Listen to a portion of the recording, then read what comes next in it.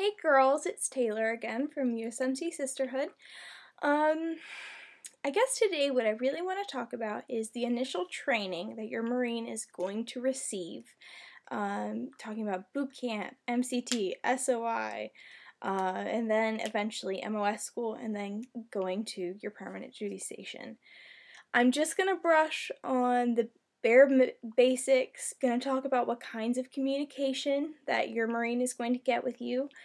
And if you have any questions, let me know after the video. Have a handy dandy little checklist.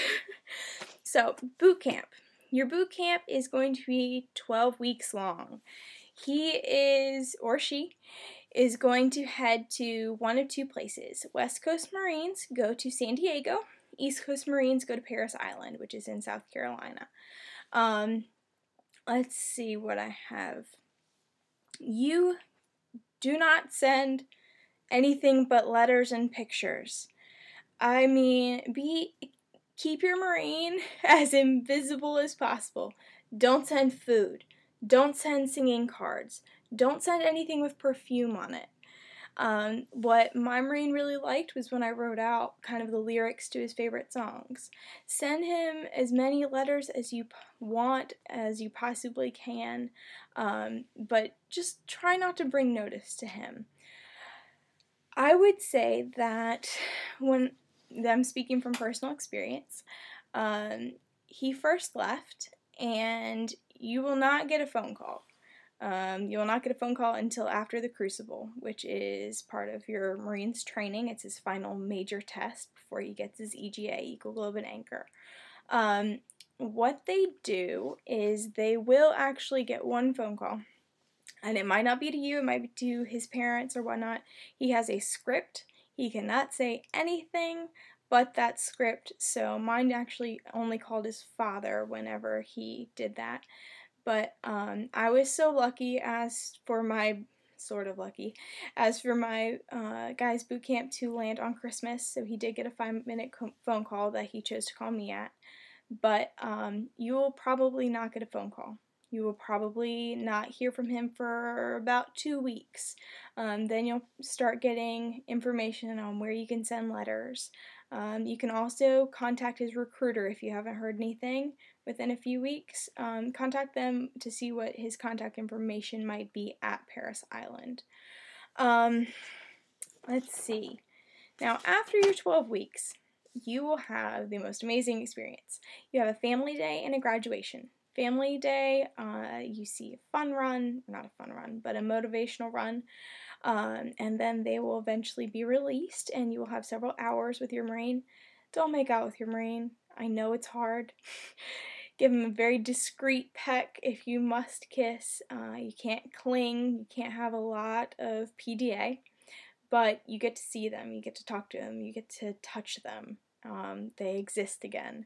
Then the next day you have graduation, where they're going to do all sorts of drill things. It's kind of a surreal experience. Enjoy it. Take tons of pictures. Be so excited. Know the climate that you're going to. I was very, very, very cold. When I went, I was there from about 5 or 6 in the morning until I don't even know when. But it was very cold in March. It was a great experience, but I would have dressed differently if I had known it would be that cold. Now, after boot camp, depending on your guy's job, so to speak, he is going to go to one of two places. He's going to go to MCT, or he's going to go to SOI, which is ITB. MCT stands for Marine Combat Training. That's what mine went through, so I know more about that than I do about SOI. But I did look up several things just to try and give you as much information as possible. At MCT, I'll start there, it's 29 days long.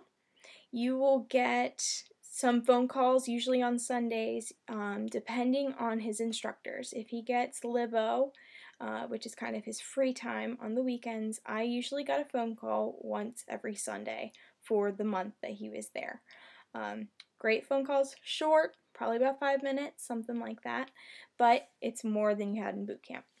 Now, he will need to fill out all of the stuff on the required checklist. Items that he's going to need there, kind of strange items sometimes, you might think. Things like baby wipes. I don't know. But I will post that down below in the description section. I'll post everything that I possibly can to help you girls out. Let's see. He will be either on Camp Pendleton, which is in California, or he's going to be at Camp Geiger, which is right near Camp Lejeune, Jacksonville, North Carolina.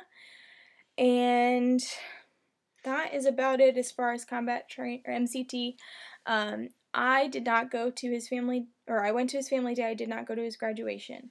Family day, it's fun if you're right nearby. They get, I don't know, 3 hours maybe, if I'm remembering correctly, just to hang out on base. We went to Wendy's and hung out at Wendy's for quite some time. I did not go to his graduation. That's because at MCT, I cannot speak for SOI or ITB. At MCT, they head straight to MOS school afterwards. They will get on a bus within 10 minutes and they will be gone. SOI and ITB, SOI is the School of Infantry, ITB is the Infantry Training Battalion. I don't know much about this. I have not been through it, and I don't have many close friends that have been. It's 52 days long, again, Pendleton or Geiger, I believe. So depending on if you have an East Coast or West Coast Marine.